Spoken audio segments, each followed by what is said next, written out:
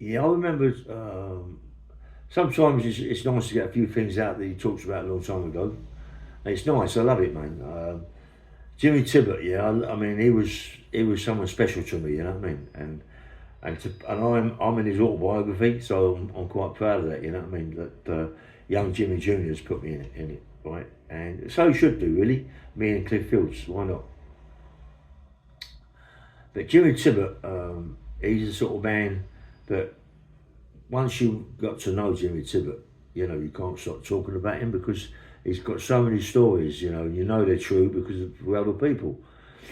And I remember Jimmy years ago told me a story about he's in a pub called the Crown in Bermondsey, and he's had a few drinks, Jim, and he was with a few people, and everyone was having a laugh.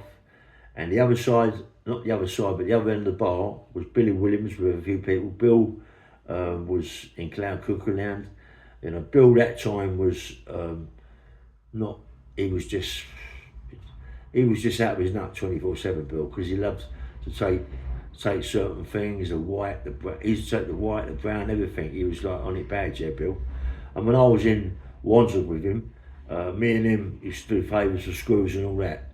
And I used to also get bits of stuff for Bill and put it under the door. I was on the hot plate, so I could put his bits and pieces under the door, for him. But it was in there. He was just he loved it. He was on it. He was on it a lot in there. You know what I mean? If he could afford it, and we could afford it, yeah, because what we was doing.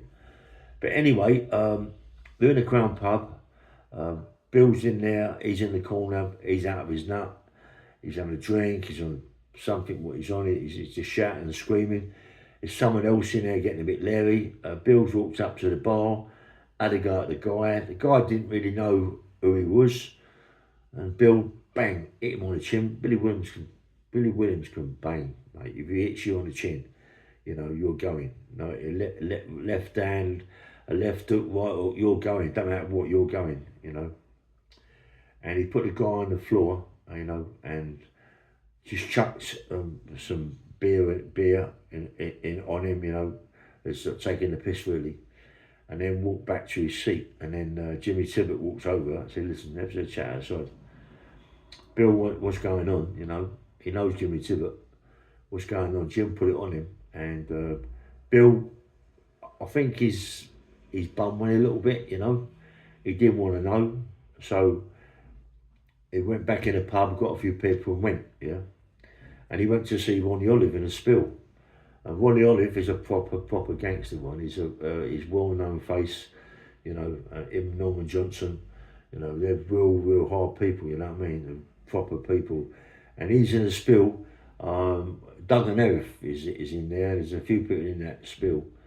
And Billy Williams has walked in and got hold of Ronnie Olive and said to look, talks about Jimmy Tippett and this, that and the other. But he ain't really told him the full SP what's happened. And he asked Ronnie Olive for a tool. And Ronnie Olive said, "What do you want that for? What do you want to talk for? You can have a fight." He said, "No, I want to do that Jimmy Tippett. I'm out of it. I don't know what I'm doing, where I am." He said, "Okay, Ronnie Olive said, yeah, listen, the state you're in, Jimmy Tippett will bash you right up. Don't go in there with no tool because if it's a knife or whatever, he will stab you up, Jimmy. He will take it off you and stab you up. So call it a day, yeah." So Billy Williams thought about it, went back to Canning Town, and later on, I suppose, him and Jimmy Tippett, had a chat and made up, become friends because I never heard nothing about any fights with Jimmy. Yeah, but ain't it weird that all round them areas, I come from West London. There, West London ain't really got what you say, like firms, big gangster firms. Yeah, they're sort of like, the one or two people can have a right fight from the market and all around there. And Acton was people can have a right fight. It wasn't a clique, you know what I mean, like it is in Canning Towns and all over them places, and Bermondsey's and North London's. You got who you got? You got Davy Hunt, you got the Tibbses, you got the Dixons, you got the Barrys, you had the Crays, didn't you? Then you got the Rileys, the Evanses, the Nashes, the Brindles, all big firms from over them ways, really. You know what I mean? But West London, there wasn't many big firms in West London, but there was people that could really fight. in West London, that could really fight. And I happen to be one of them people that could really fight, you know. So me going to Lewisham, you know, meeting Jimmy Tippet and getting involved with the unlicensed fighting, you know, that, you know, showed me that, yeah, you know, no matter what, when we come from West London to over your man, South East London, North London, North East, all around them areas, and I'm still there fighting for West London. There's only me, yeah, and yeah, I'm only sorry that a lot more didn't come over there to fight, you know, because there were some pretty good fighters, mate, in West London, you know, good fighters, and a lot of them, loads and loads of fighters. You know, John Leannan could have a right fight, mate. I mean, you know, there's a lot of people that was a bit trashed of him, John. You know, he could really have it, you know, crack all this. In the market, there was loads that could fight, mate, you know. The Wellses, all them people can really have it, you know. But anyway,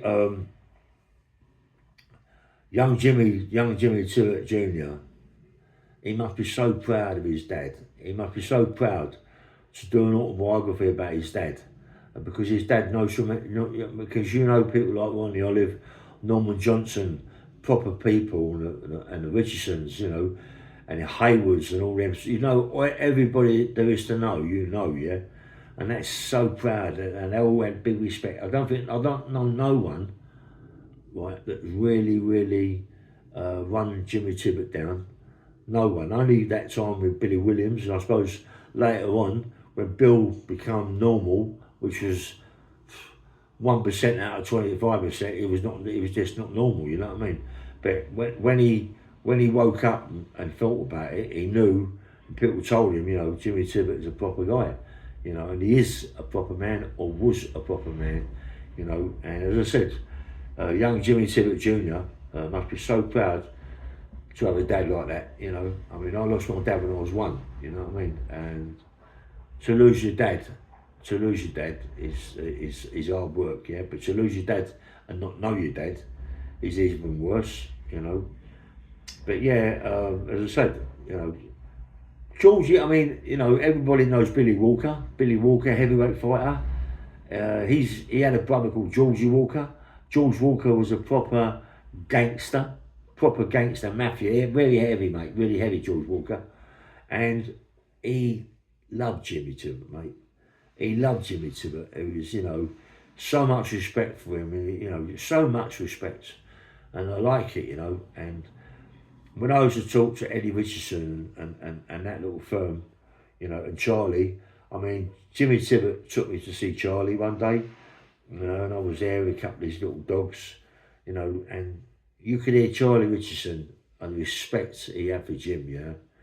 That's so nice. And Johnny Critterton, the respect he had for Jimmy Tippet, you know.